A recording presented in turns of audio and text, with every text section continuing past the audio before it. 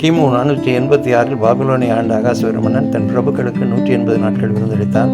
அரசி வஸ்தி தன் தோழிகளுக்கு சிங்கார தோட்டத்தில் 7 நாள் விருந்து செய்தாள். 180 நாட்கள் விருந்து நமக்கு முன் இதே பூமியில் வாழ்ந்து வீழ்ந்த தூதர்களின் காலத்தை குறிக்கும். 7 நாள் விருந்து மனுக்குலத்திற்கு தேவன் தந்த 7000 ஆண்டுகளை குறிக்கும். எப்படி விருந்து தெரியுமா? மலையுச்சியில் கலை நயத்துடன் கவிந்து கிடக்கும் மலர்களின் மாண்பு நம் கண்களுக்கு விருந்தளிக்கிறது அல்லவா? மந்தகாசமான மாலையில் மலர்கள் தரும் மனதை மயக்கும் மனம் நம் நாசிலேறி நர்த்தனம் புரிகிறது அல்லவா? உண்பதில் வாழ்நாள் சாதனையாளர்களாகிய நமக்கு நாவிற்கு ருசியாக நாள்தோறும் நல்ல விருந்து கிடைக்கிறது. உப்பிட்ட உணவை சப்பு கொட்டி சுவைப்பதில் நமக்கு நிகரில்லை. விருந்து வீட்டில் விவரமாக உண்ட பின் மணமக்களுக்கு மொய் எழுதாமல் மெல்ல நழுவி கையை கழுவி அம்மி மிதித்து நேரம் பார்த்து கம்பி நீட்டுவது நியாயமாகுமா? அதுபோல இந்த பூமியில் நமக்கு 7000 ஆண்டுகளுக்கு விருந்து தரும் நம்முடைய தேவனுக்கு என்ன மொய் எழுதுவது?